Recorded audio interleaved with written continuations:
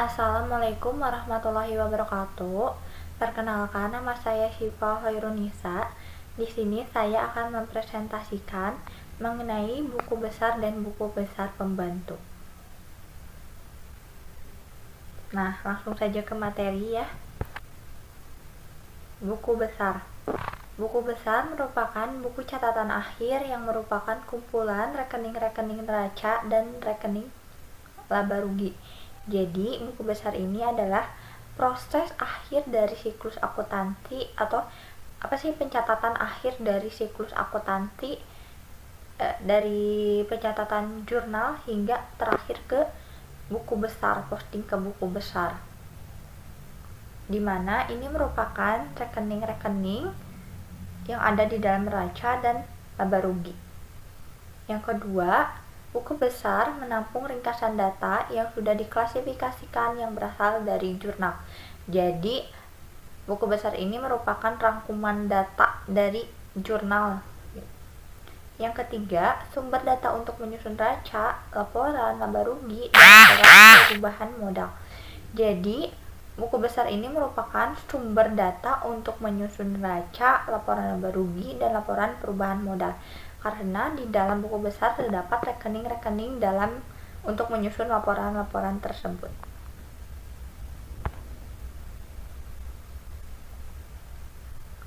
Nah, selain itu ada buku besar pembantu. Buku besar pembantu adalah rincian dari rekening-rekening dalam buku besar. Sedangkan dalam buku besar ada ringkasan. Nah, dalam buku besar pembantu ini dirincikan lagi rekening-rekening yang ada dalam buku besar. Selain itu ada rekening kontrol, merupakan buku besar yang rinciannya dibuat dalam buku pembantu. Jadi merupakan rincian dari buku besar.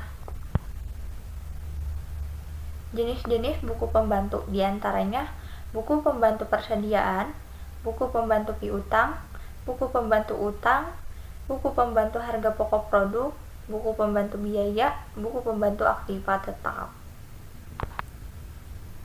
Nah, ini merupakan contoh buku pembantu piutang dan utang. Ada tanggal, keterangan, ref, debit, kredit, dan saldo. Jadi ditulis penjualannya berapa, saldonya, lalu pada saat pembayaran dikurangi gitu. Saldonya jadi berapa.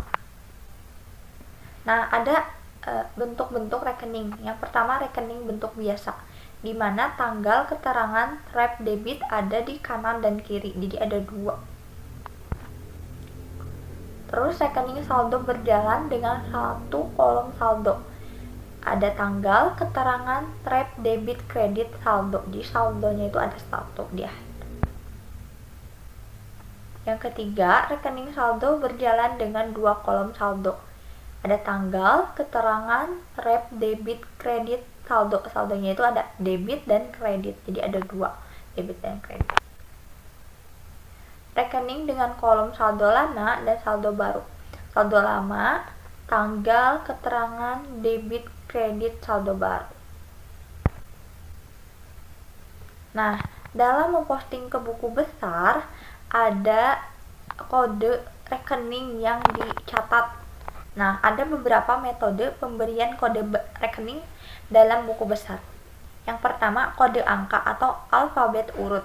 Jadi yang pertama 1 kas, 2 piutang, dan seterusnya. Yang kedua, kode angka blok.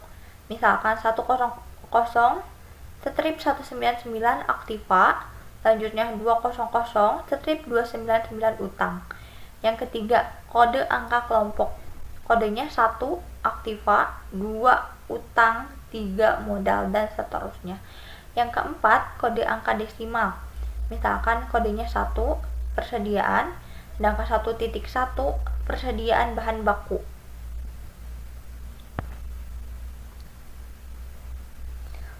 Dalam memposting ke buku besar ada beberapa metode yang digunakan. Yang pertama, metode tulis tangan. Di sini yang pertama ada dokumen sumber berupa bukti transaksi. Selanjutnya di jurnal, membuat rekap jurnal. Selanjutnya dihasilkan dokumen rekap jurnal, diposting ke buku besar. lalu diposting ke buku pembantu, membuat neraca percobaan, dan terakhir dihasilkan dokumen neraca percobaan. Lalu dilakukan penyesuaian antara buku besar dengan neraca percobaan. Yang kedua, metode posting langsung dari buku pembantu.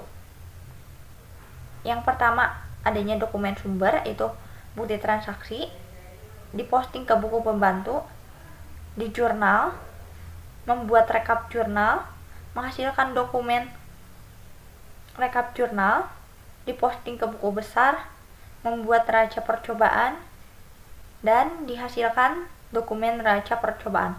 Setelah itu dilakukan penyesuaian antara buku besar dengan neraca percobaan.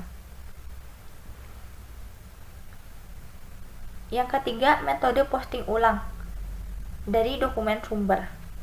Yang pertama, dokumen sumber adanya dokumen bukti transaksi, terus diposting ke buku pembantu, dicatat dalam jurnal, membuat rekap jurnal, menghasilkan dokumen rekap jurnal, diposting ke buku besar, membuat neraca percobaan, lalu dihasilkan dokumen neraca percobaan. Setelah itu dilakukan penyesuaian antara buku besar dengan neraca percobaan. Metode tanpa buku pembantu. Jadi di sini tidak menggunakan buku pembantu. Dokumen sumber dicatat dalam jurnal, membuat rekap jurnal, menghasilkan dokumen rekap jurnal, diposting ke buku besar, lalu bukti transaksi itu diarsip sebagai buku pembantu. Nah, ada pencatatan rekening ke buku pembantu berdasarkan medianya. Yang pertama, media tunggal. Tidak memerlukan metode penanganan tertentu, contohnya faktur penjualan. Karena hanya faktur penjualan saja, jadi tidak memerlukan metode tertentu gitu. Yang kedua, media campuran. Memerlukan metode penanganan tertentu, contohnya bukti kas keluar. Karena dalam bukti kas keluar itu memuat beberapa rekeningnya. Kesimpulannya, buku besar dan buku besar pembantu merupakan proses akhir dari siklus akuntansi, di mana buku besar merupakan ringkasan atau rangkuman rekening-rekening, sedangkan dalam buku pembantu ini dirinci lagi rekening-rekening yang ada di dalam buku besar. Nah, buku besar dan buku pembantu ini merupakan acuan atau data sebagai data untuk menyusun neraca, laporan keuangan, laporan laba rugi, laporan perubahan modal. Jadi ini sangat diperlukan dalam suatu perusahaan untuk mengetahui laba rugi, mengetahui perubahan modal, aset, dan sehingga diperlukan pencatatan buku besar yang sesuai atau yang baik dan benar gitu. Sehingga menghasilkan laporan laba rugi yang sesuai. Sekian yang dapat saya sampaikan pada materi kali ini. Mohon maaf apabila ada kekurangan. Wassalamualaikum warahmatullahi wabarakatuh.